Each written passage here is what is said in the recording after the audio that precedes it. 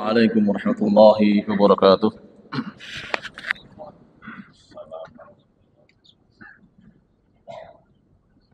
Alhamdulillah. Alhamdulillahilladzi alafa baina qulubina fa asbahna bi ni'mati ikhwana. Alhamdulillahilladzi arsala rasulahu bil huda wa dinil haqq liyudhhira 'ala dini kullih wa kafa billahi shahida. Asyhadu an la ilaha illallah wa asyhadu anna abduhu wa rasuluhu la nabiyya ba'dahu. Allahumma salli wa sallim ala nabiyyina Muhammadin sallallahu alaihi wasallam wa ala alihi wa sahbihi wa man tabi'ahum bi ihsanin ila yaumiddin ba'd. Rabbi shrah li sadri wa yassir li amri wa hlul 'uqdatam min lisani yafqahu qawli. Qala ta'ala fi kitabil aziz, a'udzu billahi minasy syaithanir rajim. Bismillahirrahmanirrahim. Tabarakalladzi bi yadihil mulku wa huwa 'ala kulli syai'in qadir. Alladzi khalaqal mauta wal hayata liyabluwakum ayyukum ahsanu amala. Jamaah salat zuhur yang dirahmati Allah Subhanahu wa taala, alhamdulillah kita senantiasa panjatkan syukur kita kepada Allah Subhanahu wa taala atas nikmat yang diberikan oleh Allah Subhanahu wa taala kepada kita semua. Dan kita masih dalam ketaatan, masih dalam kerinduan kita, kecintaan kita kepada Allah Subhanahu wa taala. Hayrul mukminin, jamaah salat zuhur yang dirahmati Allah Subhanahu wa taala. Allah Subhanahu wa taala memberikan kepada kita pedoman, memberikan kepada kita pijakan. Terutama adalah berkaitan dengan etika sosial kita, etika sosial bermasyarakat. Etika sosial bermasyarakat itu sangat jelas dijelaskan Allah Subhanahu wa taala.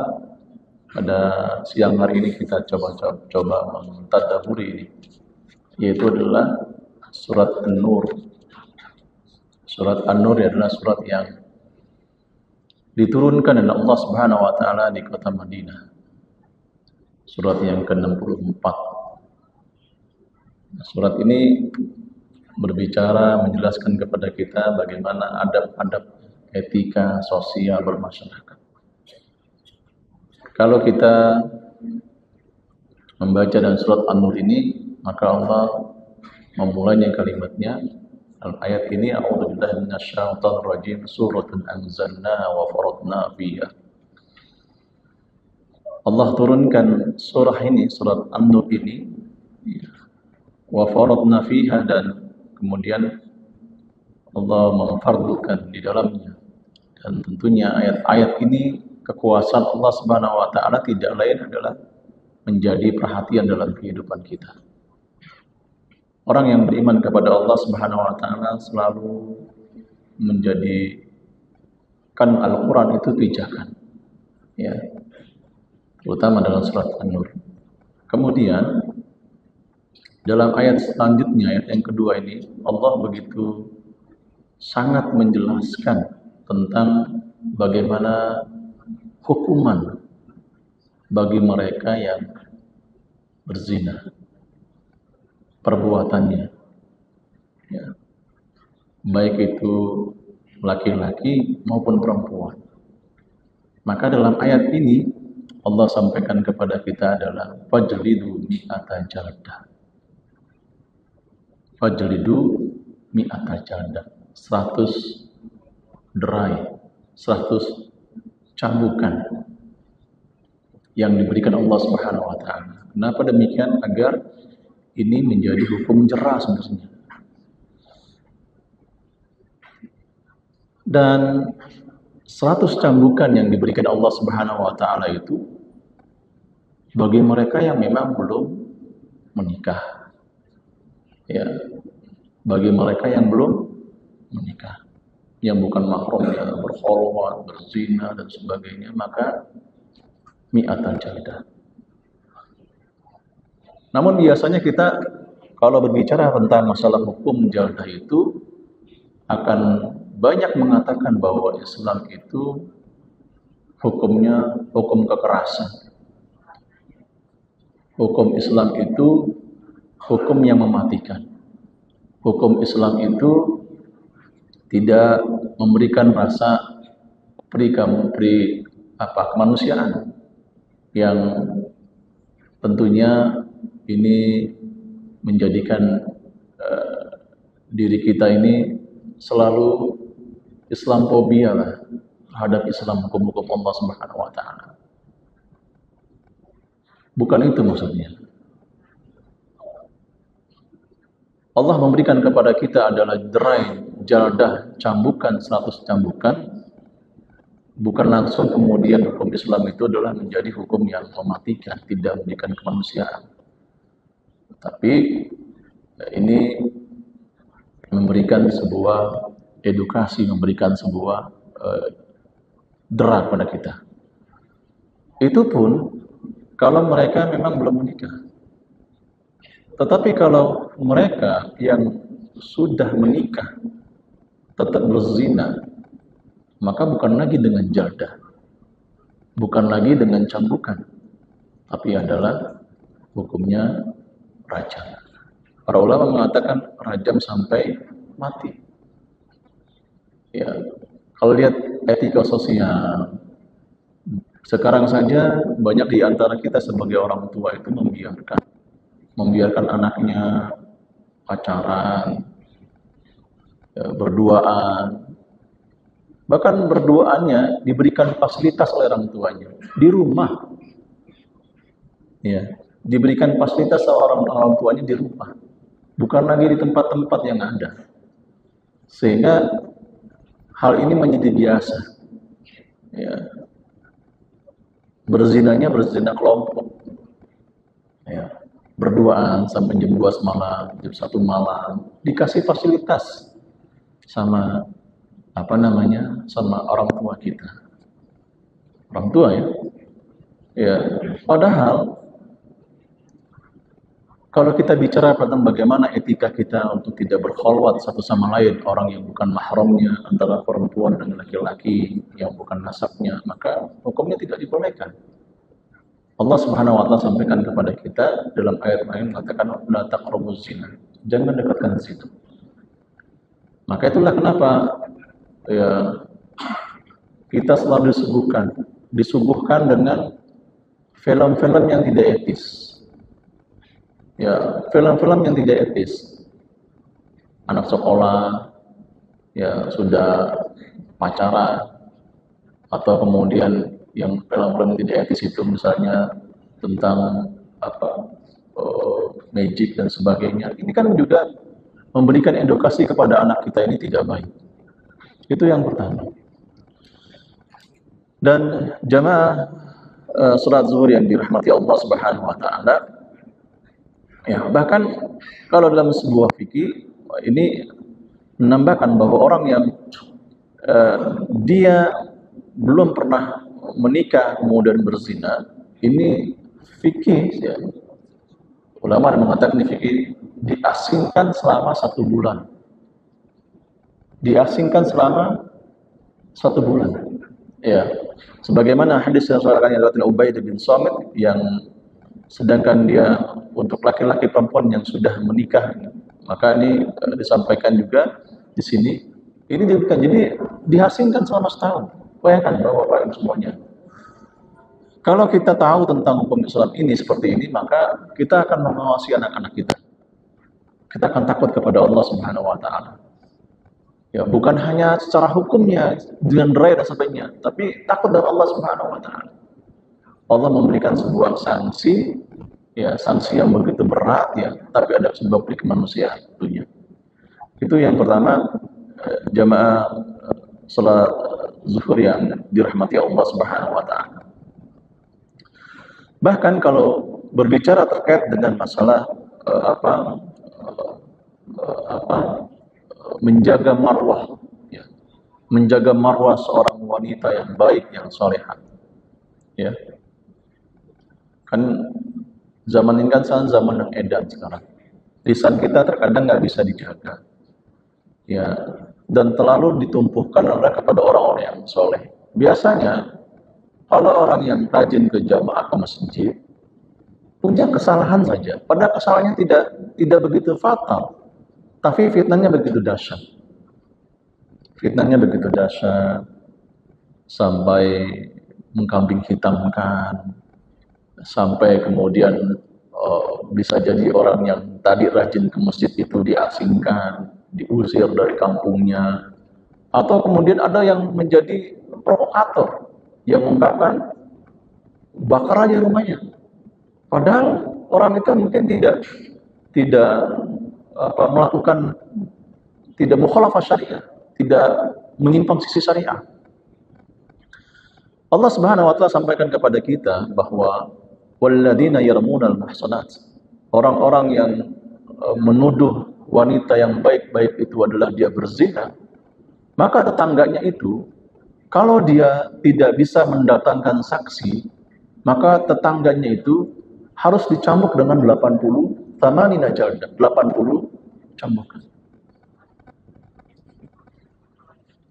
Kan kalau di masyarakat begitu Bapak semua. Mudah tidak mudah menjaga lisan. Ya. Misalnya mohon maaf ya, misalnya contoh misalnya walaupun ini tidak terjadi. Ada seorang dai mungkin dia sering keluar, ya. Sering keluar karena dia sedang safari dakwah. Ya, istrinya sendirian dan anak-anak masih kecil dan sebagainya. Sehingga ada lontaran-lontaran yang keji kepada tetangganya bahwa ini istrinya selingkuh, ya, ini berzina dan sebagainya. Maka kalau tetangganya itu belum bisa menghadirkan 4 saksi, ya, maka bahasa kita tidak perlu ditanggapan, nggak perlu ditanggapan, nggak perlu diladenin dan sebagainya. Tapi justru adalah kalau kemudian dia tidak bisa memberikan 4 saksi, maka adalah thamanina jaldah, 80 cambukan. Tapi memang lagi-lagi kita berbicara, Ustadz, ini kan bukan hukum, ini negara kita bukan negara Islam, negara kita negara NKRI, betul memang. Ya saya sepakat gitu. Tapi paling tidak adalah kita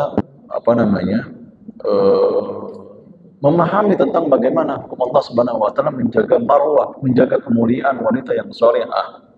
Dan menjaga juga bagaimana etika orang yang bertetangga agar dia untuk menjaga lisannya tidak melontarkan dengan sembarangan, tidak melontarkan secara keji ya kepada wanita yang salehah. Apalagi di balik itu aja tidak hanya wanita yang salehah, atau kemudian adalah seorang suami yang saleh, laki-laki yang saleh, atau mereka juga adalah orang yang rajin berjamaah, membaca Al-Quran, selalu aktif di masjid dan sebagainya, dilontarkan dengan perkataan-perkataan yang tidak baik, yang akhirnya adalah ini fitnahnya luar biasa. Akhirnya kemudian adalah mengatakan ini tidak baik, ini pengontrak harus dikeluarkan di sini, padahal masalahnya sepele. Tetapi di antara kita justru married by accident itu, hamil di luar nikah, menjadi hal yang biasa. Dibanding ada kesalahan yang dibuat oleh orang-orang soleh yang aktif di masjid misalnya. Kesalahannya apa misalnya? Bisa kesalahan ketika dia mengutarkan infak gitu. Ini infak mulu, bagaimana infak di dagang ini, infak lagi, infak dan sebagainya. Tetapi kalau kemudian adalah seorang tetangga yang married by accident, ini kan married by accident ini sekarang sudah menjadi lumrah Bapak Ibu semua. Nggak ada. Akhirnya married by accident itu datanglah ada yang seorang laki-laki dia pahlawan kesiangan. Iya. Yang menzinahkannya, yang menghamilnya laki-laki ini nggak mau tanggung jawab. Datanglah wanita laki-laki pahlawan kesiangan. Dia ngomong sama orang tuanya karena dia sudah kadung cinta sama perempuan itu karena cintanya ditolak. Mumpung kemudian adalah ini sudah dizinakan laki-laki lain, ambil jadi pahlawan kesiangan. Dia ngomong sama orang tuanya, perempuan ini realitas sebenarnya. Bagaimana kalau saya nikahkan dan sebagainya.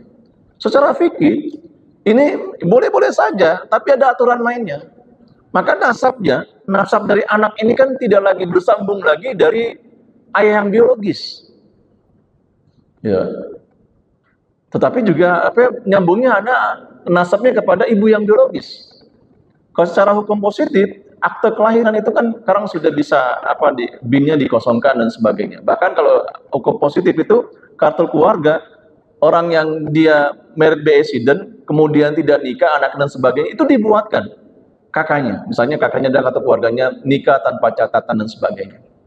Walaupun misalnya dia seorang janda, kemudian dia nikahnya siri atau berzina, dianggap mengatakan ini cerai dan sebagainya. Padahal nggak cerai. Ini kan hubungan publik, tidak diperbolehkan. Bahkan ketika seorang lelaki yang pahlawan kesiangan itu, dia menikahkan wanita yang tadi yang dihamil oleh seorang laki-laki, maka hukumnya adalah selama dia sudah menikahnya, maka tidak boleh diperkenankan untuk melakukan hubungan intim bersama istri yang sah, nggak boleh sampai sampai anak itu lahir, sampai wanita itu bersih dari haidnya, baru diperbolehkan.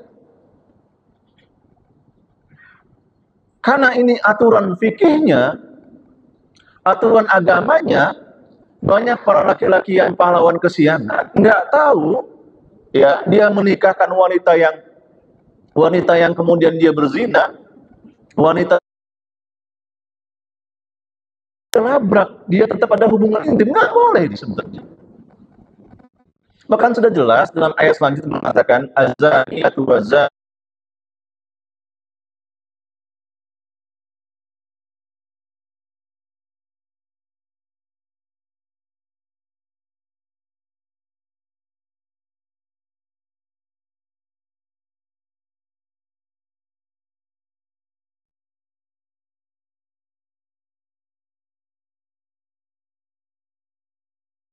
akan menjadi seorang laki-laki pahlawan kesiangan yang dulunya mungkin cintanya ditolak sama perempuan itu karena aji mumpung perempuan itu sudah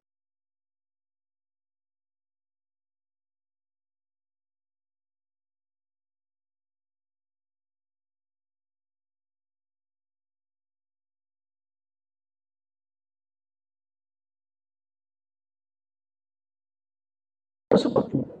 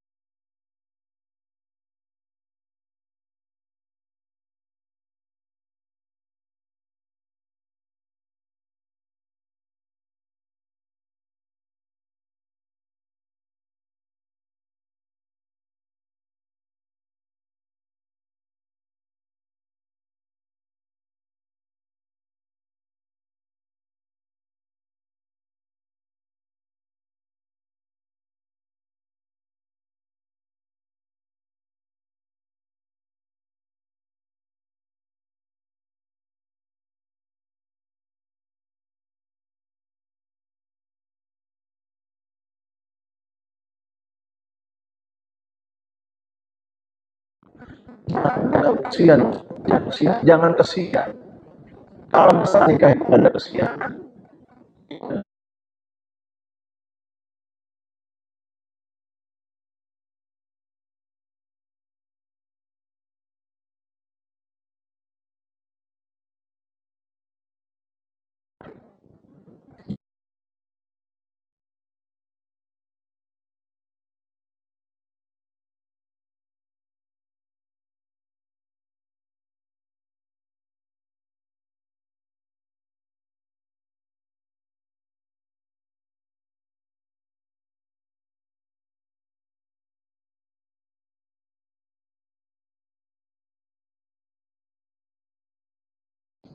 Ini orang terdekat yang sekarang ini rumah tangga di masyarakat ini passwordnya atau perempuannya istrinya mudah banget istrinya itu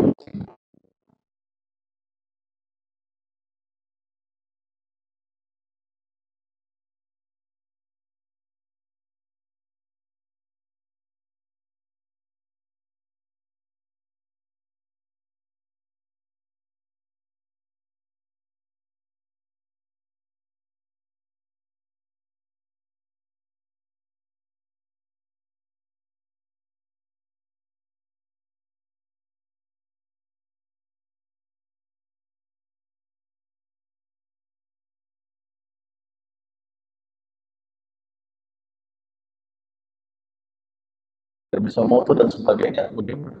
Bolehkah saya menyentuhkan tangan dan sebagainya? Boleh, saya bilang.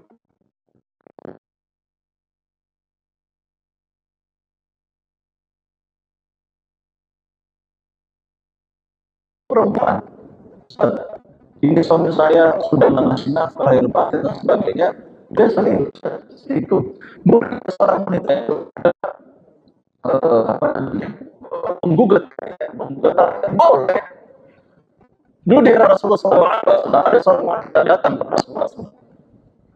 Iya, datang ke Rasulullah SAW melihat suaminya yang tidak dekat kepada Allah Subhanahu Wa Taala. Maka suaminya, Rasulullah mengatakan, maukah kau balikan mahar kepada suamimu?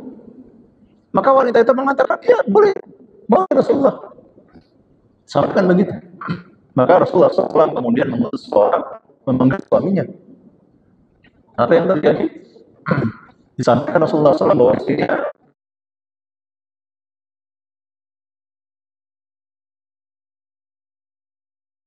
tetap suaminya, maka jatuh boleh. Tapi biasanya di persidangan itu, di pengadilan agama Islam, ya kalau dia tidak datang sekali, 2 kali, 3 kali, nggak datang suami ini, nggak datang dan sebagainya, itu berarti adalah menjadi apa ya, mengiyakan talak itu, maka menjadi talak itu masih bisa rujuk. Cuma salah zuhur yang ta'ala, daripada itulah kemudian kita jangan sekali-kali mudah kita untuk menuduh antara suami istri tentang selingkuh antara sama lain. Bicarakan baik-baik.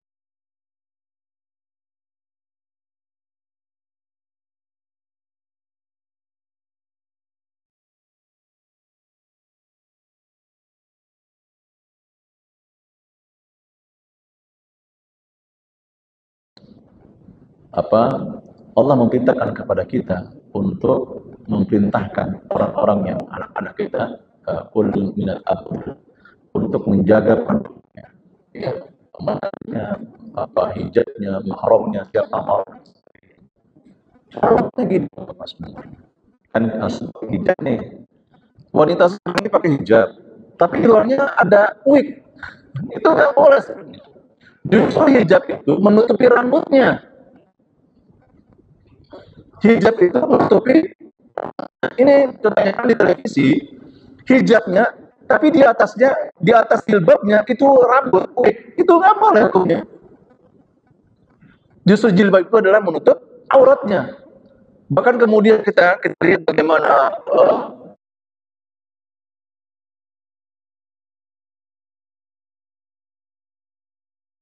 justru adalah apa namanya,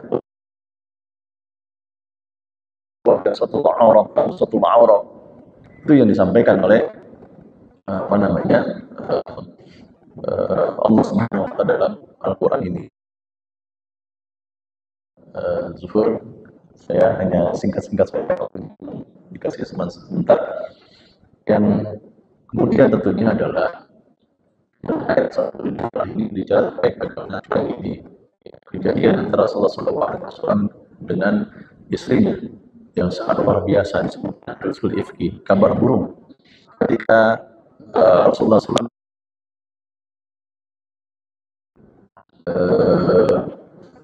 bersama Aisyah radhiyallahu anha bisa tinggal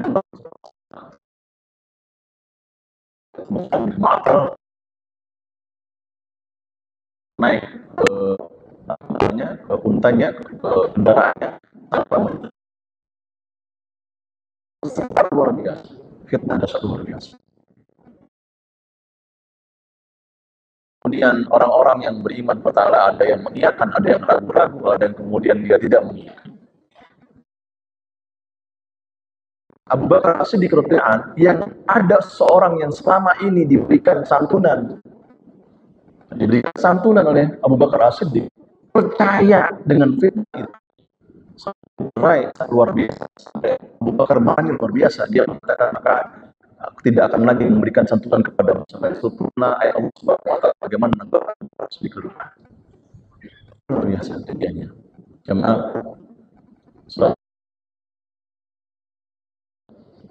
bagaimana orang-orang yang ketika itu tidak ada bukti sampai para sahabat menenangkan Rasulullah SAW, demi Allah ya Rasulullah, mana mungkin wanita yang dipilih Allah Subhanahu wa taala untuk menjadi pendampingmu melakukan demikian. Firman ayat Allah Subhanahu wa taala menjelaskan surat An-Nur ini, kemudian orang yang tadinya menyebar fitnah begitu dahsyat dicambuk oleh Rasulullah SAW karena menuduh wanita yang soleha berzina tanpa ada sebuah saksi. Ini sosial, etika masyarakat. Jemaah sallallahu alaihi wasallam di mereka sama kita pahami ayat Allah Subhanahu wa taala dan terpancing. Ya, jangan mudah terpancing. Kenapa demikian? Karena hukum Allah itu menurut Islam adalah ini memberikan kemanusiaan, tapi hukum masyarakat itu lebih tinggi dari hukum Allah. Hukum masyarakat, apalagi provokasi yang lebih dahsyat.